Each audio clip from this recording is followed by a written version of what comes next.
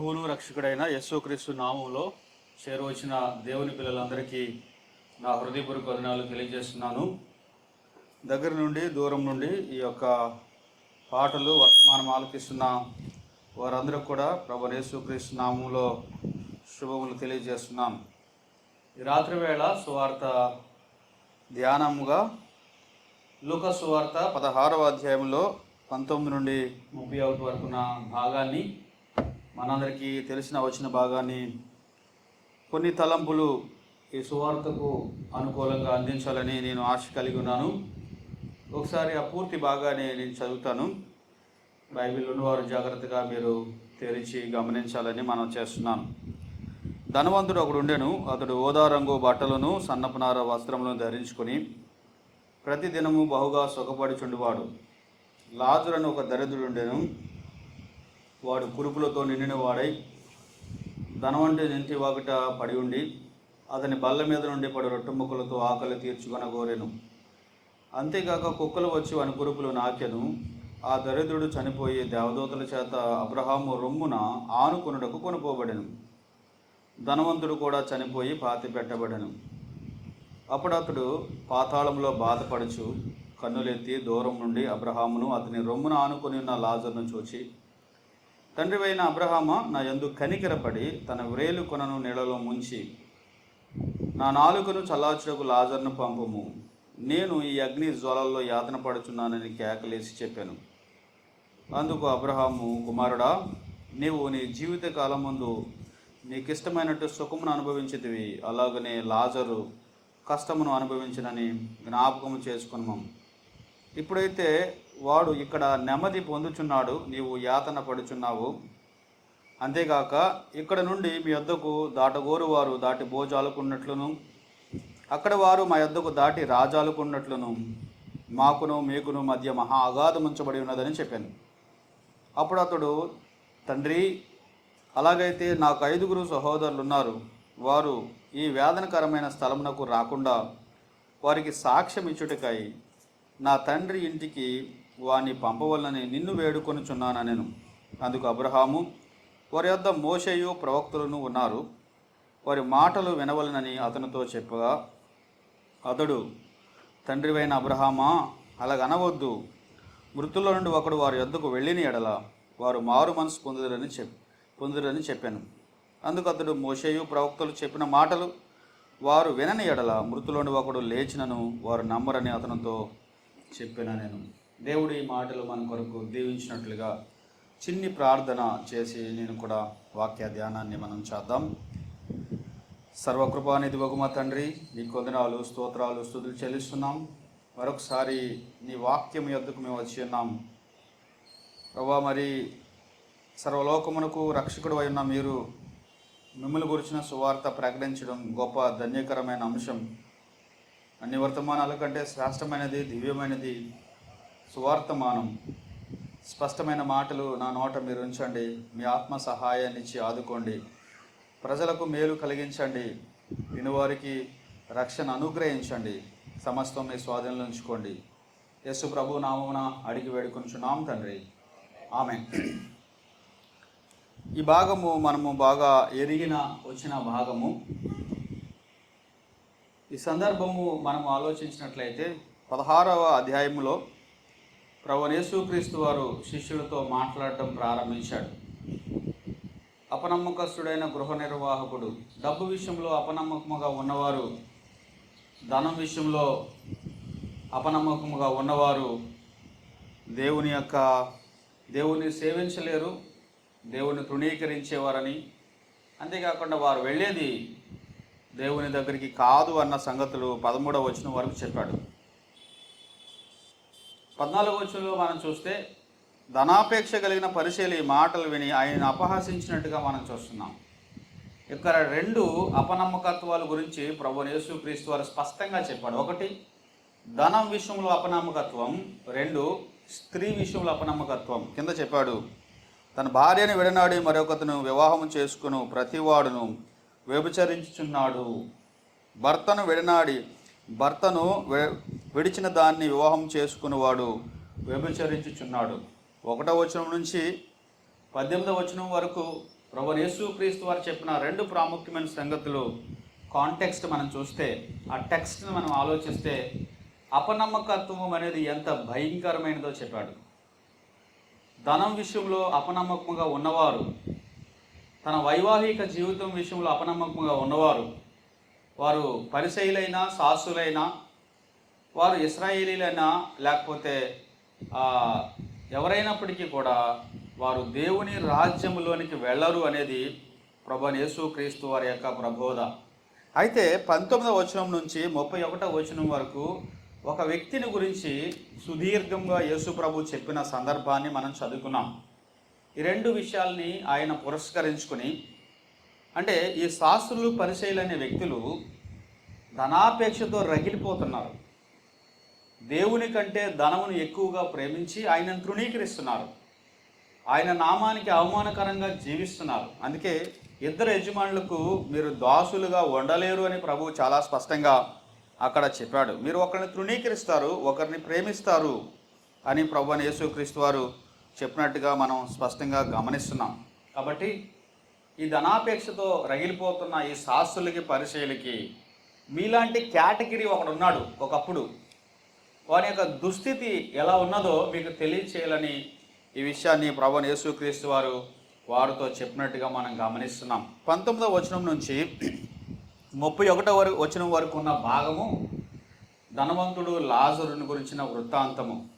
మొట్టమొదటిగా మనం ఆన్సర్ చేయవలసిన ప్రశ్న ఏమిటంటే, ధనవంతుడు లాజరు అనేది ఒక కథ కాదు. చాలా సందర్భాల్లో నా చిన్నతనం నుంచి నేను సండే స్కూల్ వెళ్ళే అనుభవం ఉంది కాబట్టి సండే స్కూల్ టీచర్స్ ఆల్మోస్ట్ అందరూ చెప్పింది ఏంటంటే, ధనవంతుడు లాజరు కథ చెప్పుకుందామని చెప్పేవారు. ఇది ధనవంతుడు లాజరు కథ కాదు. అది మనం ఖచ్చితంగా దృఢంగా తెలుసుకోవలసిన సత్యం. రెండవది, ధనవంతుడు లాజరు ఇది ఒక ఉపమానం కాదు. It is not an illustration. మరి ఏమిటి అని అడిగితే ధనవంతుడు లాజరు అనేది యథార్థంగా చరిత్రలో జరిగిన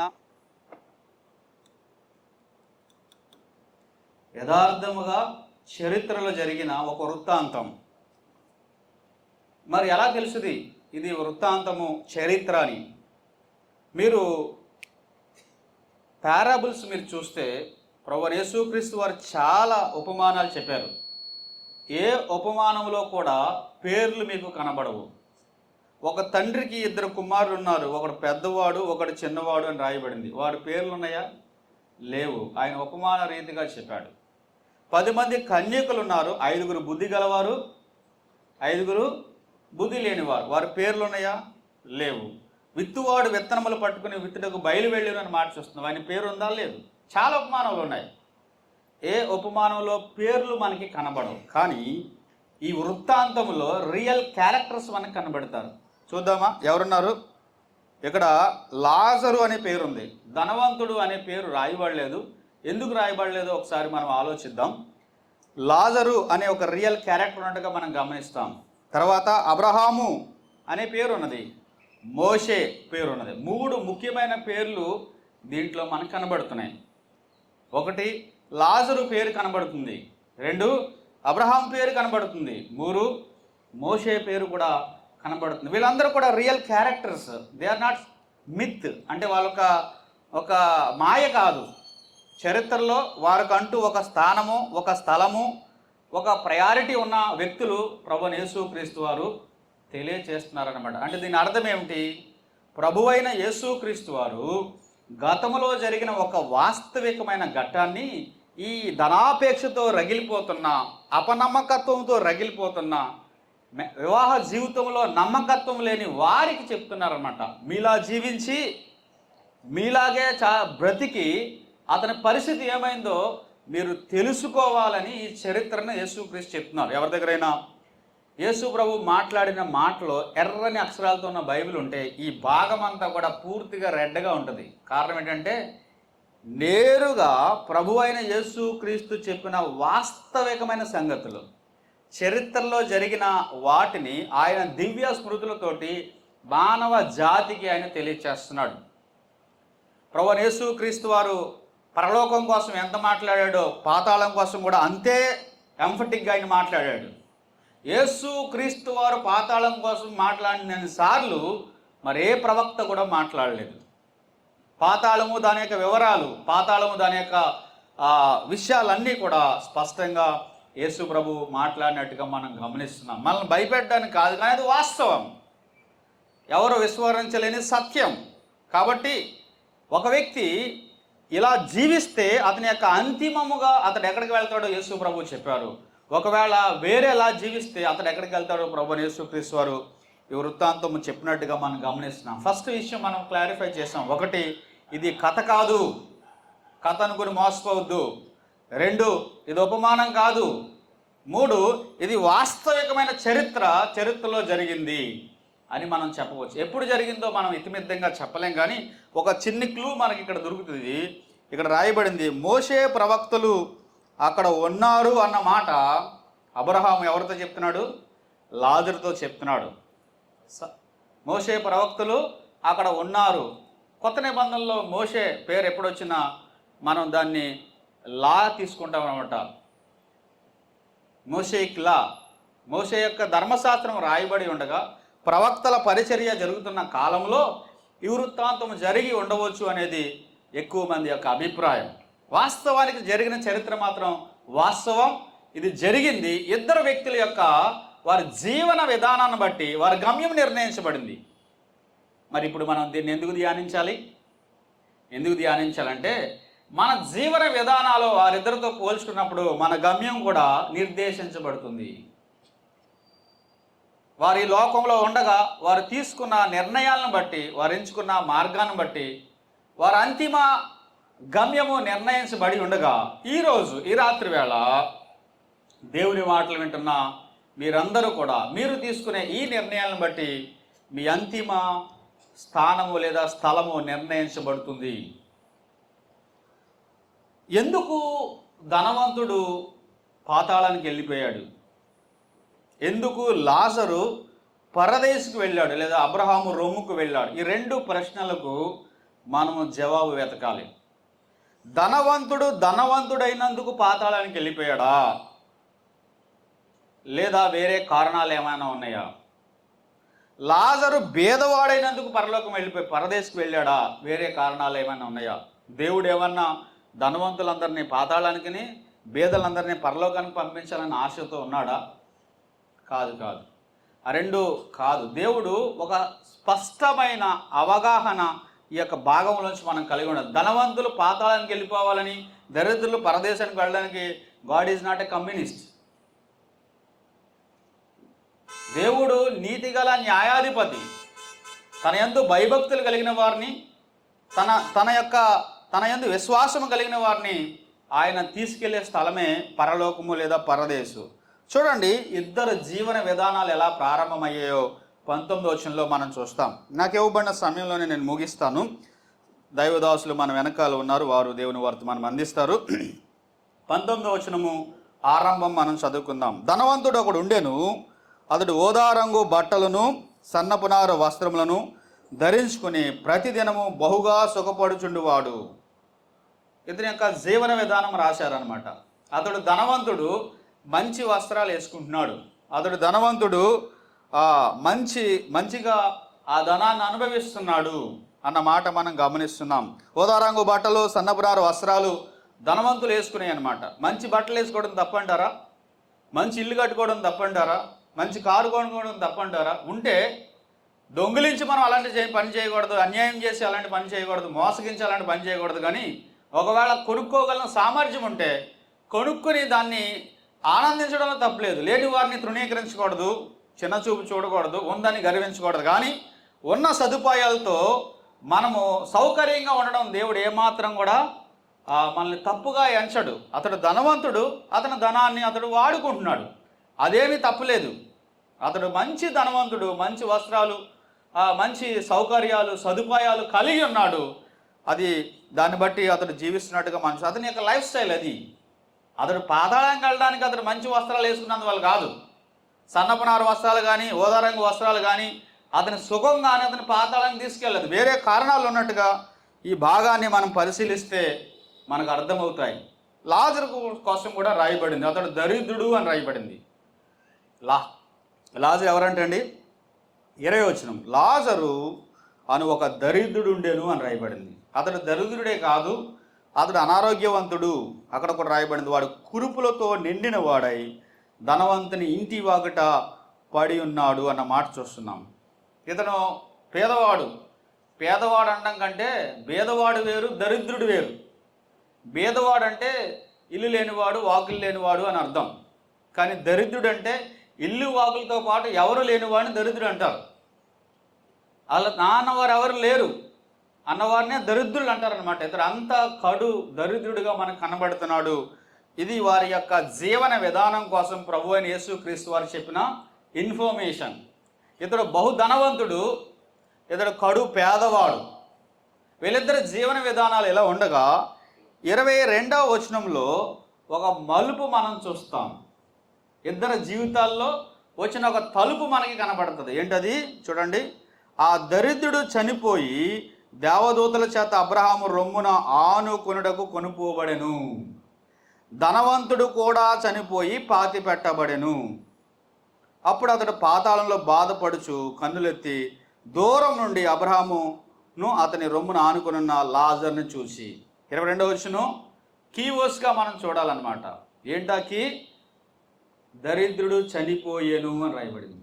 ఎవరు చనిపోయారంటే అండి దరిద్రుడు చనిపోయాడు. చనిపోక ఏం చేస్తాడు?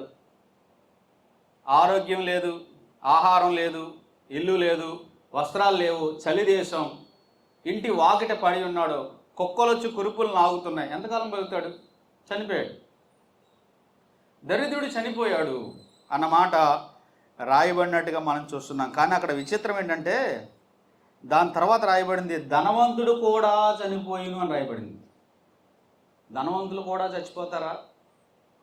ఎస్. ఇతనికి ఆస్తి ఉంది, ఆరోగ్యం ఉంది, వసతులు ఉన్నాయి, సౌకర్యం ఉంది, అన్నీ ఉన్నాయి, కానీ చచ్చిపోయాడు.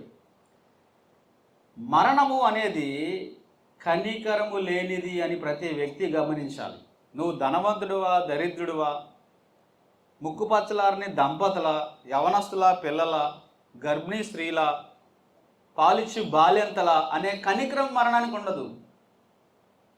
మనుషులు ఒక్కసారే మృతి పొందవలనని, ఆ తర్వాత తీర్పు జరుగునని బైబిల్ సెలవిస్తుంది.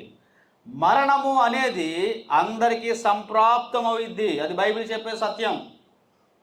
ఈ యొక్క సత్యాన్ని విస్మరించి మనం జీవించకూడదు. ఎప్పుడు, ఎక్కడ, ఎలా, ఎవరికి మరణం వస్తుందో తెలియదు. నేను అనుకుంటున్నాను లాజరు చనిపోతే పెద్ద విచిత్రం కాదు, కానీ ఈ ధనవంతుడు చనిపోవడం అందరికీ విచిత్రమే. కారణం ఏంటి? అన్ని సౌకర్యాలున్నా అతడు చనిపోయాను అన్నమాట మనం చూస్తున్నాం. నీ జీవితంలో ఏదో ఒక రోజు you need to go through this door.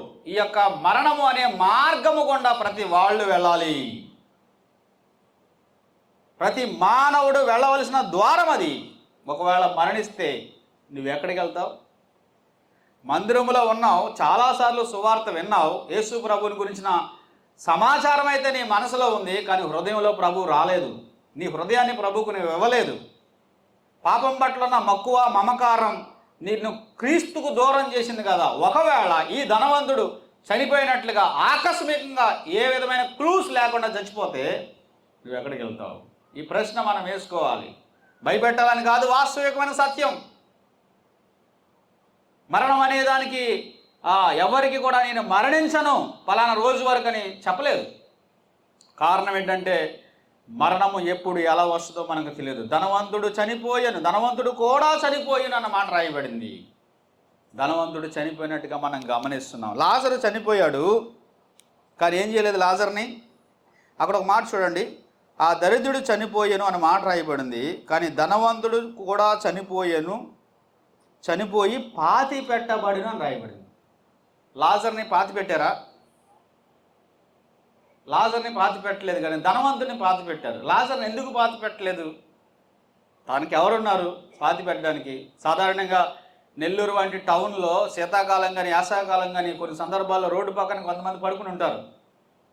వాళ్ళు చనిపోతారు. అలాగే వారిని తీసుకెళ్లే వాళ్ళు, బంధువులు, స్నేహితులు ఎవరో రారు.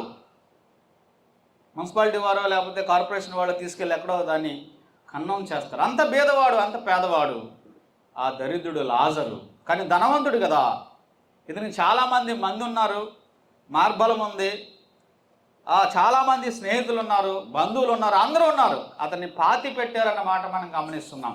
అంటే మంచి ఫ్యూనరల్ అతనికి ఇస్తున్నారనమాట. భూలోకంలో ఎవరైనా గొప్ప ధనవంతుడు కానీ, గొప్ప రాజకీయ నాయకుడు కానీ, లేకపోతే పేరు ప్రఖ్యాతులు కలిగిన వారికి చనిపోతే ఆ ఫ్యూనరల్కి లేదంటే ఆ సమాధి కార్యక్రమానికి చాలామంది వస్తారు. నేను అనుకుంటున్నాను చాలామంది వచ్చి ఉంటారు. ఎందుకంటే పాతి పెట్టే కార్యక్రమం చేస్తున్నారు భూమి మీద. అతని పార్థివ దేహానికి ఏం చేస్తున్నారు? పాతి పెట్టే కార్యక్రమం చేస్తున్నారు.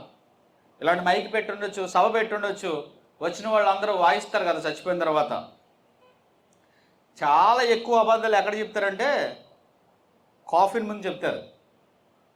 అతడు ఎలాంటి వాడైనా కానీ చెప్పే మాటలు చాలా చెప్తుంటారు.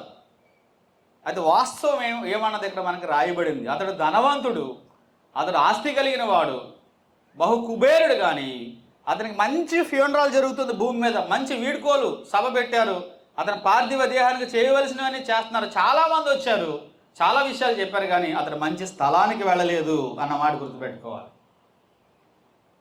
అసలు ఆ లాజరు కోసం రాయబడిన మాట చూస్తే ఆనందం అనిపిస్తుంది. అతడు కొనుపోబడినంట.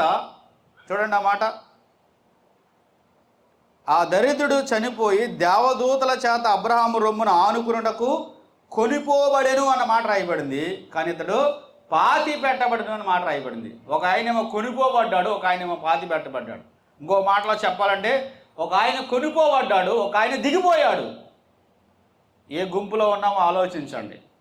నీ ఆస్తి నిన్ను రక్షించదు నీ మరణ సమయంలో, నీ జ్ఞానం నిన్ను రక్షించదు నీ మరణ సమయంలో.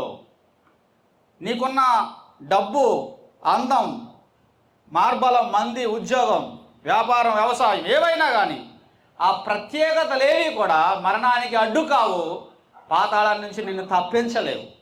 ఇక్కడ దరిద్రుడు అనే మాట మనం చూస్తే యేసు ప్రభు కూడా మన నిమిత్తము దరిద్రుడు ఆయను అని రాయబడింది. మనలను ధనవంతులుగా చేయడానికి మన నిమిత్తము దరిద్రుడు ఆయను అన్న మాట కొరింథీ పత్రికలో స్పష్టంగా రాయబడింది.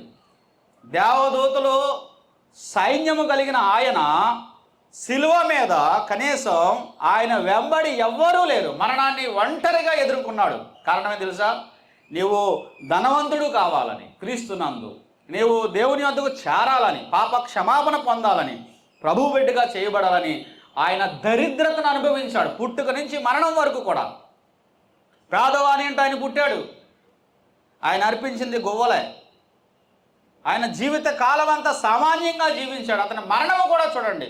అసలు ప్రపంచంలో ఎవరైనా ఎంత కడుబేదలైనా కౌషెడ్లో లేకపోతే పశువుల పాక యొద్ద ప్రసవిస్తారా?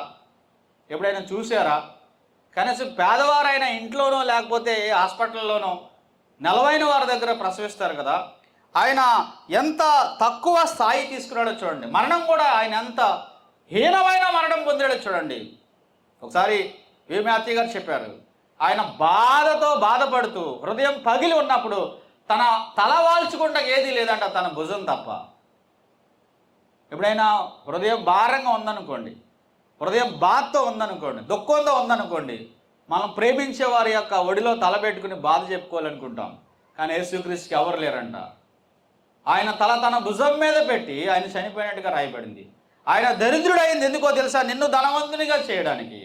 ఆయన పాతాళపు వ్యాధులను అనుభవించింది ఎందుకో తెలుసా? నీవు పాతాళానికి వెళ్లకుండా ఉండడానికి. మరణాన్ని ఆయన అనుభవించాడు, రాయబడింది. ఈ టేస్టెడ్ ద డెత్. ఆయన మరణాన్ని రుచి చూశాడు, మరణ వ్యాధులను ఆయన అనుభవించాడు.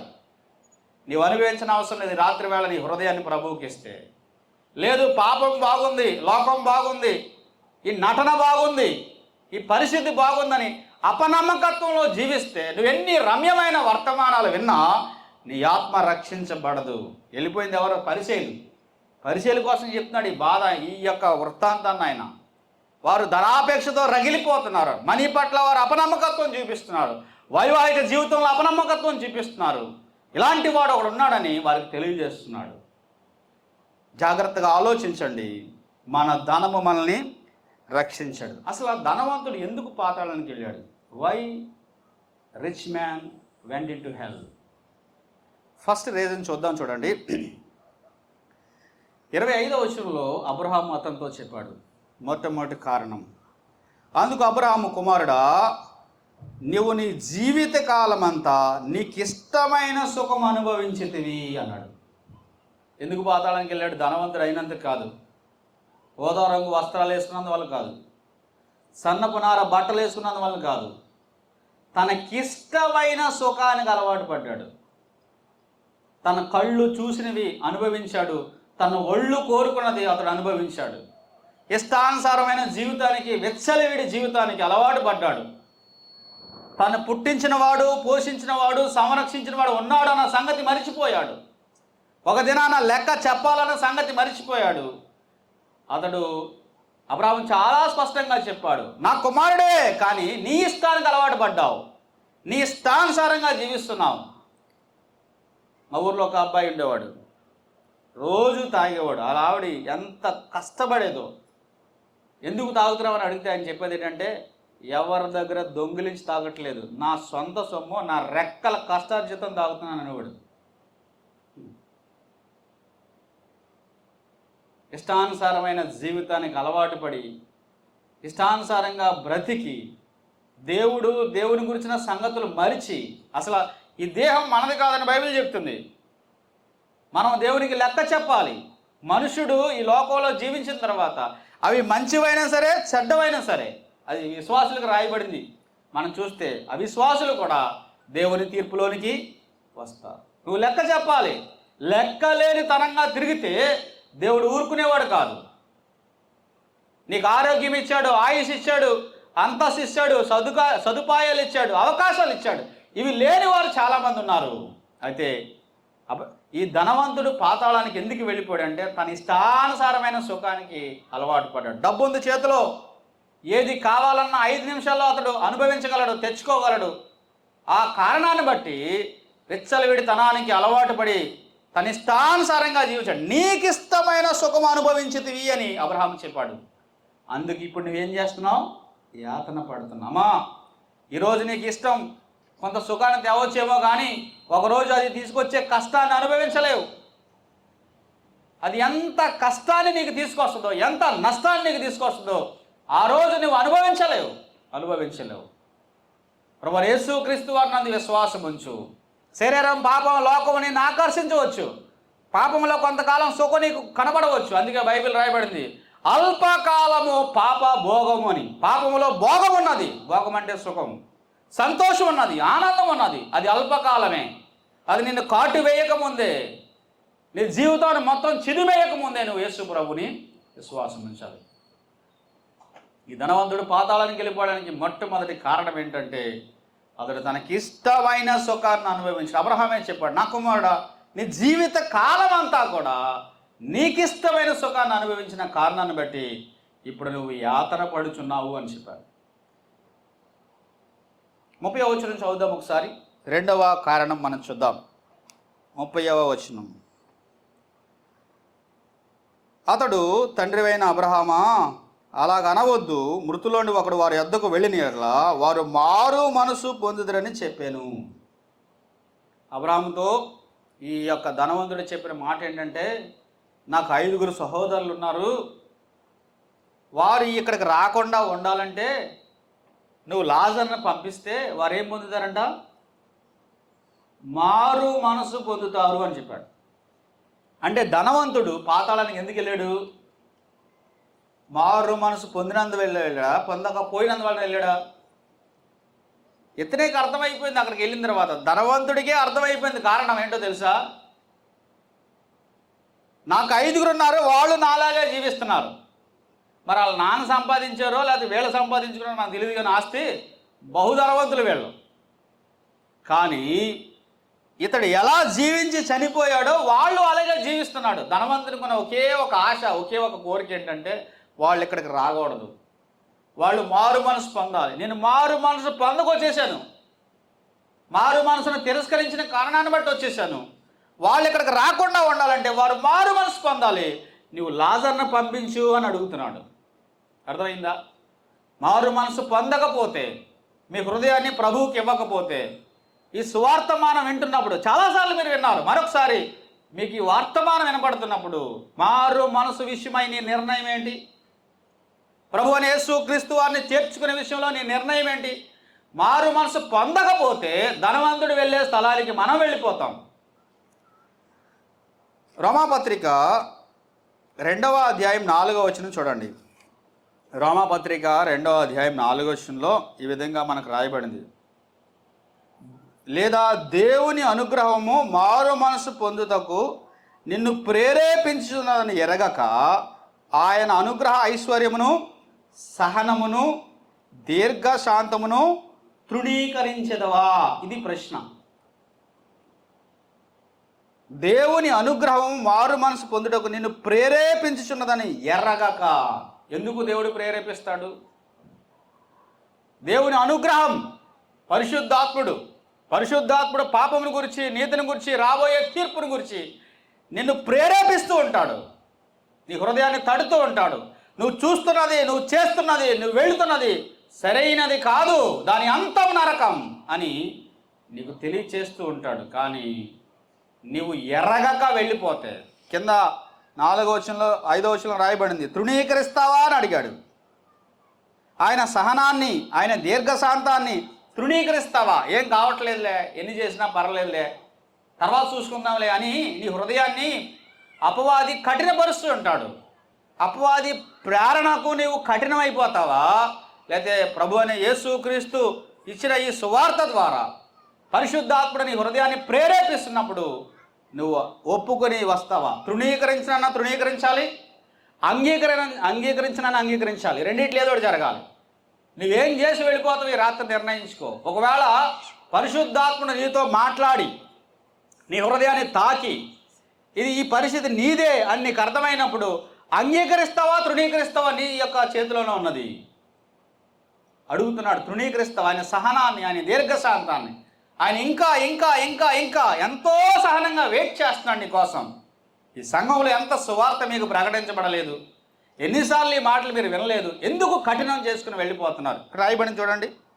నీ కాఠిన్యమును, 5వ వచనం, నీ కాఠిన్యమును మార్పు పొందని నీ హృదయమును అనుసరించి అన్నాడు. ఎవరిని అనుసరిస్తున్నావు?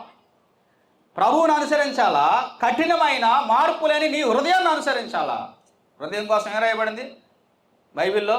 అన్నిటికంటే మోసకరమైంది హృదయం.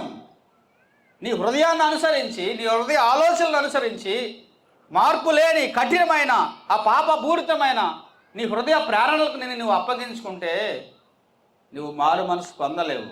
ప్రభు అడుగుతున్నాడు, మాంసపు హృదయాన్ని నీకు ఇస్తాను, శిల సమానమైన కఠినమైన హృదయాన్ని తీసేస్తాను అని చెప్తున్నాడు. హృదయంలో నుంచి ఎన్ని దుర్గుణాలు వస్తాయో మార్కు సువార్త 7వ అధ్యాయం 21వ వచనంలో చెప్పాడు. వాటన్నిటి నుండి నేను విడిపిస్తాను అని చెప్తాను. మారు మనసు పొందుతావా? ధనవంతుడు పాతాళానికి ఎందుకు వెళ్ళిపోయాడు? మారు మనసు పొందకెళ్ళిపోయాడు. అతను బాధపడేది ఏంటో తెలుసా? నేను మారు మనసు పొందుంటే ఇక్కడికి రాకపోదును. మారు మనసు పొందిన వాళ్ళు చాలామంది ఉన్నారు. నాకు 5 సహోదరులు ఉన్నారు. వారన్నా ఇక్కడికి రాకుండా అవకాశం దొరికిద్దేమో అని చెప్పాడు. 1, ఇష్టానుసారమైన జీవితం అతన్ని పాతాళానికి తీసుకెళ్ళింది. 2, మారు మనసు లేని జీవితం అతనికి పాతాళానికి తీసుకెళ్ళింది. 3వ చూద్దాం చూడండి. 3వ అంశం 29వ వచనం చూడండి. 29వ వచనం, అందుకు అబ్రహాము, వారి యొద్ద మోషేయు ప్రవక్తలు ఉన్నారు అన్నాడు.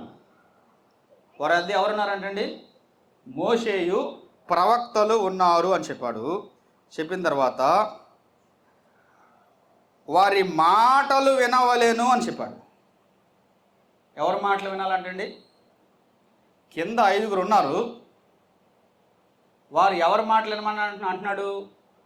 అబ్రహాము ధనవంతుని యొక్క రిక్వెస్ట్కి చెప్పిన సమాధానం ఏంటంటే, నాకు సంబంధించిన ప్రవక్తలు ఉన్నారు, మోషే ఉన్నాడు. మోషే అంటే నేను చెప్పాను కదా, ధర్మశాస్త్రం రాయబడి ఉంది, ప్రవక్తల పరిచర్య జరుగుతుంది, వాళ్ళు ఉన్నారు. వారి మాటలు వినాలి అంటే వారు వాక్యోపదేశం వినాలి అని అర్థం, అంతే కదా. పరలోకం ఎందుకు వెళ్తారు, పాతాళానికి ఎందుకు వెళ్తారు వాళ్ళు చెప్తారు. ఇప్పుడు లాజర్ని పంపించడానికి కుదరదు, కానీ కింద ఆల్రెడీ మోషే ప్రవక్తలు ఉన్నారు, వాళ్ళు పరిచర్య చేస్తున్నారు, వారి మాటలు వినాలి అన్నాడు. అంటే ఇతను ఎందుకు వచ్చేసాడు పాతాళానికి? ఆన్సర్ అక్కడే ఉంది కదా. ఒకవేళ దేవుని సేవకుడు సువార్త చెప్పడానికి వస్తే గేట్లు ఏం చేసేవాడేమో, ఏమన్నా కానుకలు ఇవ్వాలని. చాలామంది దేవుని సేవకులు ఇంటికి వస్తే కానుకలు ఇవ్వాలని వస్తారా? భారంతో వస్తారు, హృదయ వేదనతో వస్తారు, సువార్త చెప్పాలని వస్తారు, మీకు వారు మనసు ప్రకటించాలని వస్తారు. మొత్తం మీద ఇతడు తన జీవిత కాలమంతా దేవుని సేవకుల మాట వినలేదు, ప్రవక్తల మాట వినలేదు. ఆ కారణాన్ని బట్టి ఇతడు పాతాళానికి వెళ్ళిపోయాడు. ఎన్నిసార్లు దేవుని వర్తమానాలకు అందేయో లేదో మనకు తెలియదు, అందించడానికి ఎంతమంది ప్రయత్నం చేసి ఉన్నారో, కానీ ఎన్నడూ చెవిని పెట్టలేని పరిస్థితి అతడు కలిగి ఉన్నాడు. వాస్తవానికి అతడు యూదుడే, రాయబడింది. తండ్రి అయిన అబ్రహామా అన్నాడు, నా కుమారుడు అని ఆయన అంటున్నాడు. తండ్రి ఏమో పరదేశంలో, కుమారుడేమో పాతాళంలో. ఉన్నారా? మీ పిల్లలు మారు మనసు పొందని వారు, యేసు ప్రభువుని అంగీకరించిన వారు. మనమేమో మందిరంలో పెద్ద టాప్ పొజిషన్లో ఉంటాం, మన పిల్లలేమో పబ్లో ఉంటారు. ఆలోచించండి, వారి గురించి మీరు పరితాపపడండి. రక్షణ మీ చేతిలో లేదు, నేను చెప్తున్నాను, దేవుడే అనుగ్రహించాలి. అయితే వారి కొరకు భారము కలిగి, బాధ్యత కలిగి, కన్నీటితో వారు రక్షించబడాలి. ప్రాథమికంగా ప్రభు యొద్దకు రాబట్టబడాలని ఆశ అయితే ఉన్నదా? వాళ్ళు ఉద్యోగాలు చేయాలి, వ్యాపారాలు చేయాలి, ఉన్నతమైన స్థాయికి వెళ్ళాలని కోరుకుండడం మంచిదే. ప్రాథమికంగా వారి ఆత్మలు రక్షించబడాలని ఆశ ఉన్నదా? కోరికున్నదా? దాని పట్ల మన యొక్క వేదన ఉన్నదా? ఒకసారి పరిశీలించుకోవాలి. కాబట్టి ఇతడు యూదుడే, కానీ ఇతనికి ఏం లేదండి, దేవుని ప్రవక్తల మాట వినే స్వభావం లేదు. ఎన్నిసార్లు గద్దించిన విననవాడు మరి తిరిగి లేకుండా హఠాత్తుగా నాశనం అని బైబిల్ సెలవిస్తుంది. దేవుని వర్తమానాలు ఊరికినే చెప్పరండి. ఒక ఆయన అంటున్నాడు, తిన్నది అరక్కాల కేకలేస్తారంటున్నాడు. వచ్చి కేకలే, నువ్వు తెలుసుది. భారం కలిగి, బాధ్యత కలిగి, మీ ఆత్మలు రక్షించబడాలని, పాతాళం తప్పించబడాలని, నిత్యరాజ్యానికి చేరాలని దైవోపదేశాన్ని దేవుని సేవకులు తీసుకొస్తారు. ఒళ్ళు దగ్గర ఎట్టి నేను వినాలి. కారణం ఏంటో తెలుసా? వాళ్ళు మీ ఆత్మల పట్ల భారం కలిగి ఉంటారు. నీవు వారి మాట వినలేదు. మాట వినకపోగా తిరగబడే వాళ్ళు కూడా ఉన్నారు ఈ రోజుల్లో. మాట వినలేదు, మాటను చెవిని పెట్టలేదు, మాటని మనసుకు ఎక్కించుకోలేదు, చెవులు మూసుకున్నాడు. ఇప్పుడు ఏమంటున్నాడండి? లాజర్ని పంపించి అంటున్నాడు. లాజర్ రాడు. ఇక్కడ ఆల్రెడీ దేవుని వార్త చెప్పే, దేవుని సువార్త చెప్పే దైవజనులు ఉన్నారు, ఆయన పిల్లలు ఉన్నారు సాక్షి చెప్పడానికి. అవి నువ్వు పరిశీలించాలి, గమనించాలి, నువ్వు లోబడాలి. మూడవ కారణం, అతడు దేవుని వర్తమానాల్ని త్రోసేశాడు. ఒకటి, ఇష్టానుసారమైన జీవితం. 2, మారు మనసు పొందని జీవితం. 3, దేవుని సేవకుల వర్తమానాలు వినని జీవితం. 4వ కారణం కూడా మనం చూడవచ్చు. 21వ వచనం చూద్దామా? 21వ వచనం. అసలు ఈ లాజరు ధనవంతుని ఇంటి వాకటి ఎందుకున్నాడు? వేరే ఇంటికాడ ఉండొచ్చు కదా. అక్కడే కుక్కలాగా అలా కాసుకుని ఎందుకున్నాడు? ఒక చిన్న క్లూ మనం దాంట్లో నుంచి తీసుకోవచ్చు. 21వ వచనం చూడండి. అతని బల్ల మీద నుండి పడు రొట్టె ముక్కలతో ఆకలి తీర్చుకొన కోరెను, అంతేకాక కుక్కలు వచ్చి వాని కురుపులు నాకేను అని మాట మనం చూస్తున్నాం. అంటే ఇతడు ధనవంతుడు కాబట్టి ఏమైనా తనకి ఆహారం ఇస్తాడేమో, వస్త్రాలు ఇస్తాడేమో అని అతడు ఆశపడ్డాడు. ఎందుకు ఆశపడ్డాడు? లేవియాకాండం 25వ అధ్యాయం 35వ వచనం చూడండి. లేవియాకాండం 25వ అధ్యాయం 35వ వచనం మనం ఇలా చదవచ్చు.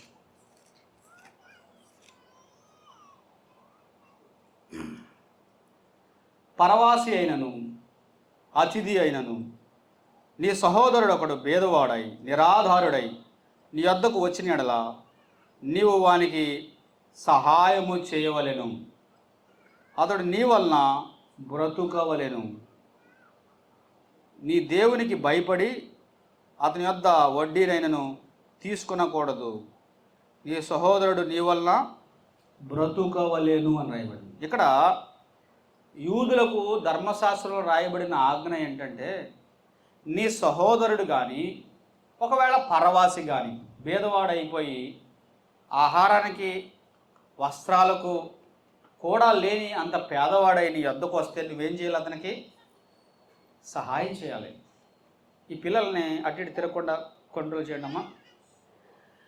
వారికి మీరేం చేయాలి? సహాయం చేయాలి. అందుకే ఈ భేదవాడు అక్కడ వేచి ఉన్నాడు. చాలామంది యూదులు అన్యులకి పరవాసులకి కూడా సహాయం చేస్తున్నారు.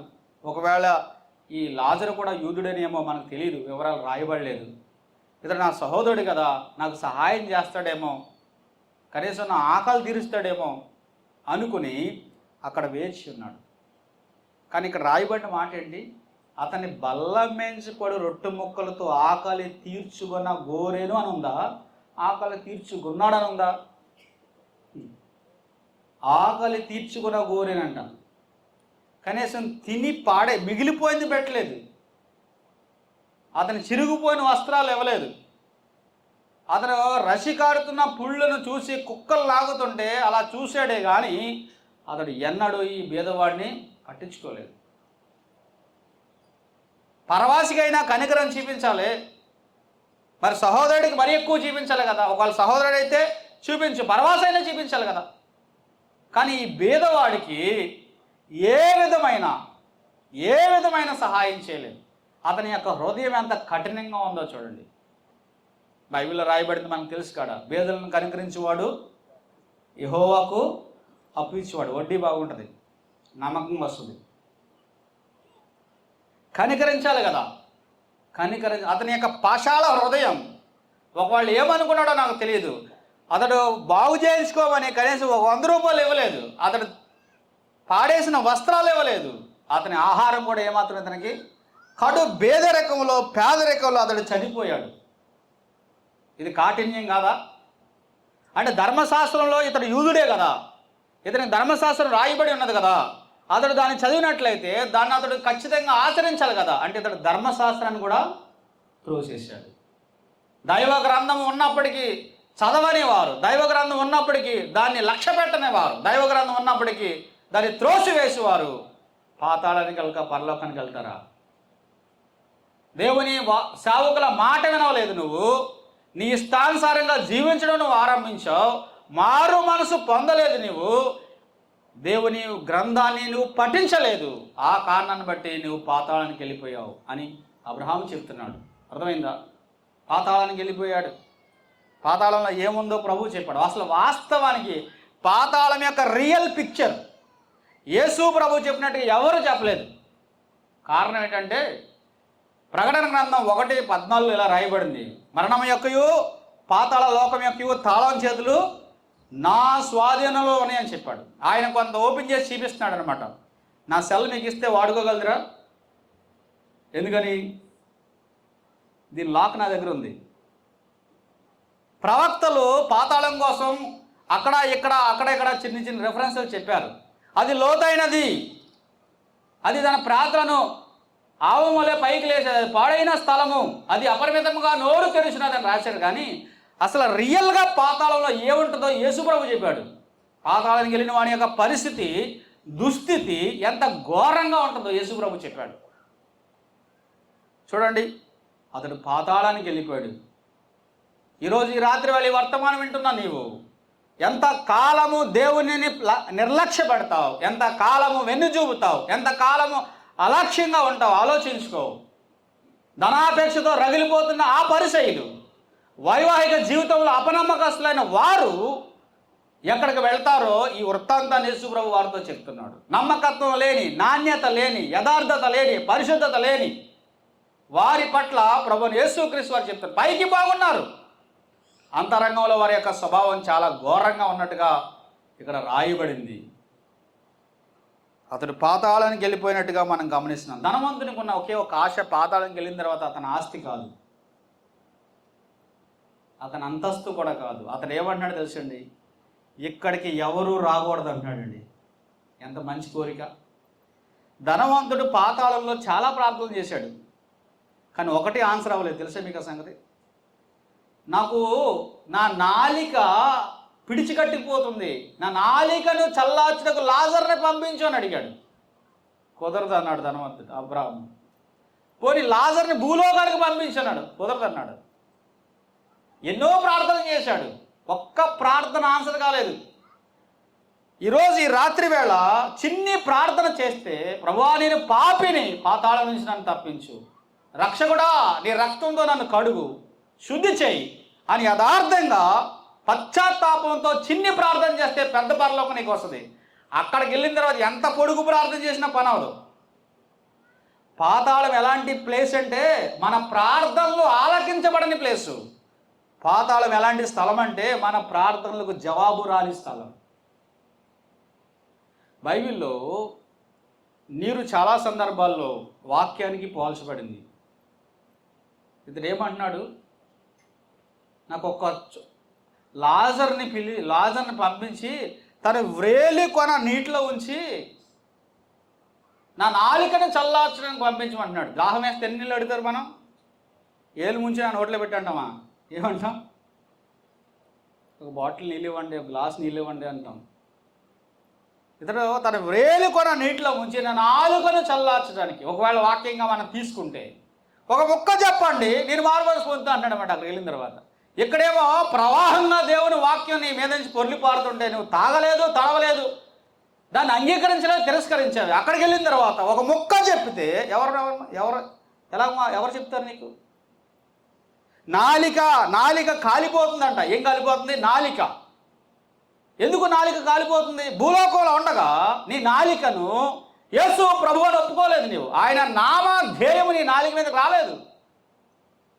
అబద్ధాలు, బూతులు, మోసాలు, కుట్రలు నీ నాలిక మీద నాట్యమాడాయి. నాలిక కాలిపోతుంది అంటున్నాడు. విపరీతంగా నా నాలిక కాలిపోతుంది, లాజర్ను పంపించాడు. ఈ రాత్రి వేళ పాతాళంలో పడే బాధ ఘోరమైనది. అతను కన్నులెత్తి బాధపడుచున్నాడు, కేకలేస్తున్నాడు అని చాలా విషయాలు రాయబడ్డాయి. ఆ ఘోరమైన పాతాళం నువ్వు తప్పించబడాలంటే యేసు ప్రభువుని అంగీకరించాలని ప్రభుపేట లాజరు పరలోకం ఎందుకు వెళ్ళాడు? వాస్తవానికి ఈ ప్రిడిక్షన్ నేను తీసుకున్నాను. నా ఆలోచన ప్రకారం మీకు కూడా అనుకూలమైతే అంగీకరించవచ్చు. యేసు ప్రభు ఈ యొక్క పేరా చెప్పినప్పుడు 3 పేర్లు ఉచ్చరించాడు. 1 లాజరు పేరు, 2 అబ్రహాము పేరు, 3 మోషే పేరు. కానీ ధనవంతుడికి పేరు లేదా? ఉంది. కానీ ఆయన పేరు కూడా ఉచ్చరించడానికి యేసుప్రభు ఇష్టపడలేదు. నీతిమంతుని జ్ఞాపకము చేసుకుంటే ఆశీర్వాదకరము, భక్తిహీనుని పేరు అసహ్యం పుట్టించింది. యోహాను సువార్త 10 రాయబడింది, ఆయన తన గొర్రెలను పేరు పెట్టి పిలుచును. ధనవంతుడు లాజరు పేదవాడైనందువలన పరలోకానికి వెళ్ళలేదు. అతడు ఏ విధంగా మరి ప్రభువుకి తన జీవితాన్ని సమర్పించాడు ఇక్కడ వివరాలు లేవు. తన పేదరికము లేకపోతే తన కలిగిన బాధ, వేదన అతనికి దేవుని వైపు మళ్లించేయేమో మనకు తెలియదు. కానీ వాస్తవానికి అతడు దేవుని గొర్రె. అందుకే అతడు యాక్సెప్ట్ చేయబడ్డాడు. అతనికి దేవదూతలు పంపించబడ్డారు. మరణమైతే కడు పేదరికంలో మరణించాడు, కానీ రిసెప్షన్ అయితే చాలా బాగుందండి. దేవదూతలు తీసుకెళ్తున్నాయి అంట. అంతకంటే గొప్ప భాగ్యం ఏమున్నది? ఇతను పాతాళంలో బాధపడుతాడు. అక్కడ ఒక అంశం రాయబడిన చూడండి, 22, 23 వచనం కలిపి చదువుదాం. నేను ముగిస్తాను, నా సమయం అయింది. ఆ దరిద్రుడు చనిపోయి దేవదూతల చేత అబ్రహాము రొమ్మును ఆనుకున్నకు కొనుకోబడెను. ధనవంతుడు కూడా చనిపోయి పాతి పెట్టబడెను. అప్పుడు కలిపి చదవండి. అప్పుడు అతడు పాతాళంలో బాధపడుతున్నాడు. ఎప్పుడు చనిపోయిన 10 రోజులుగా. ఇప్పుడు ఇక్కడ కళ్ళు మూసిన వెంటనే అక్కడ కళ్ళు తెరిచాడు. అర్థమైందంటారా? నెల్లూరుకి విజయవాడకి మధ్యలో చాలా స్టేషన్లు ఉన్నాయి. ఇది నాన్ స్టాప్ అనమాట. Once if you close your eyes here being unbeliever, you will open your eyes in hell it self. That Bible says. లేదండి యవనస్తురాలు కోరికలు తిరగకుండా చచ్చిపోయింది, గాలే తిరుగుతుంది, ధూళే తిరుగుతుంది, ఇవన్నీ ప్రిడిక్షన్స్. ఏ మానవుడు నువ్వు ఎంత వయసులో చచ్చిపోయినా, హత్య చేసుకున్నా, ఏం చేసుకున్నా కానీ నువ్వు దైవయ్యే అవకాశం లేదు. ఆ డిపార్ట్మెంట్ వేరు. నీవు ప్రభువుని నమ్ముకొని చనిపోతే పరలోకానికి వెళ్తావు. ప్రభువుని నమ్ముకోకుండా చనిపోతే నువ్వు పాతాళానికి వెళ్తావు. అతడు చనిపోయాను, మంచి ఫ్యూనరల్ జరుగుతుంది, కానీ అతడు బాధపడుతున్నాడు కింద. ఆల్రెడీ చెప్తున్నాడు. ఇక్కడ 3 స్వరాలు మనకి కనబడుతున్నాయి. ఒకటి అబ్రహాము స్వరం, ఏంటి, అక్కడ నా సేవకులు ఉన్నారు, వారు మాట వినాలి అని. ధనవంతుని స్వరం పాతాళ నుంచి వినబడుతుంది, ఇక్కడికి ఎవరో రాకూడదని. పరిశుద్ధాత్మ స్వరం నేడు మీకు వినబడుతుంది. నేడు మీరు ఆయన శబ్దం విని నీడలా మీ హృదయమును కఠినపరుచుకొనవద్దు. ఆత్మ మీతో మాట్లాడుతున్నప్పుడు, మీ హృదయాన్ని ఆయన తాగుతున్నప్పుడు అంగీకరిస్తావా, తిరస్కరిస్తావా, స్వీకరిస్తావా, తృణీకరిస్తావా? నిర్ణయం నీదే. అతడు ధనవంతుడే కానీ పాతాళానికి వెళ్ళిపోయాడు. దరిద్రుడు పరలోకానికి వెళ్ళినట్టుగా, పరదేశకు వెళ్ళినట్టుగా మనం గమనిస్తున్నాం. ఈ మాటలు మీరు ఆలకిస్తుండగా ఇది యథార్థంగా జరిగిన చరిత్ర. సాక్షాత్తు యేసు ప్రభు తన దివ్య స్మృతుల్లోంచి ఈ వృత్తాంతాన్ని అంతా చెప్పాడు. ఈ రాత్రి వేళ ప్రభువుని అంగీకరించండి. హృదయాన్ని కఠినం చేసుకోవద్దు. పాపం వల్ల కలిగే ఆ భోగానికి అలవాటు పడద్దు. ప్రభువుని తృణీకరించొద్దు. స్వీకరించండి, పరలోక రాజ్యాన్ని పొందండి. తల వంచండి, చిన్ని ప్రార్థన చేద్దాం. ఉన్న చోటున మీరు తల వంచండి. ఇంకొక వర్తమానం వినబోతున్నాం. ప్రియ స్నేహితుడా, చాలాసార్లు నువ్వు విన్నావు, ఇది కొత్త కాదు. ఈరోజైనా సరైన నిర్ణయం చేయగలవా? లేదా తృణీకరించి కఠిన పరీక్షను వెళ్ళిపోతావా? ఆయన నీ నిమిత్తం దరిద్రుడాయనే, నీ కొరకు ఆయన సమస్తము కోల్పోయాడు. అంగ వస్త్రంతో వేలాడాడు ప్రభు. తెలుసా నీకు ఆ సంగతి? కోటి సూర్యుల తేజస్సు కలిగిన వాడు, అనేక వ్యూహాల సైన్యం కలిగిన వాడు, మహోన్నతుడైన దేవుడు, మహిమను వస్త్రముగా కలిగిన వాడు దరిద్రుడాయాడు. రక్తమంతా కార్చాడు, సమాధి చేయబడి తిరిగి లేచాడు. ఈ రక్షణ నీకు ఆయన సిద్ధం చేశాడు. అంగీకరించు. ప్రభువా, నేను పాపిని, నా పాపములు క్షమించి నీ బిడ్డగా చేర్చుకోమని యథార్థంగా మీరు తీర్మానం చేయండి. దేవుని బిడ్డలు అవుతారు. దేవుడి మాటలు మన కొరకు దీవించుగాక. ఆమేన్.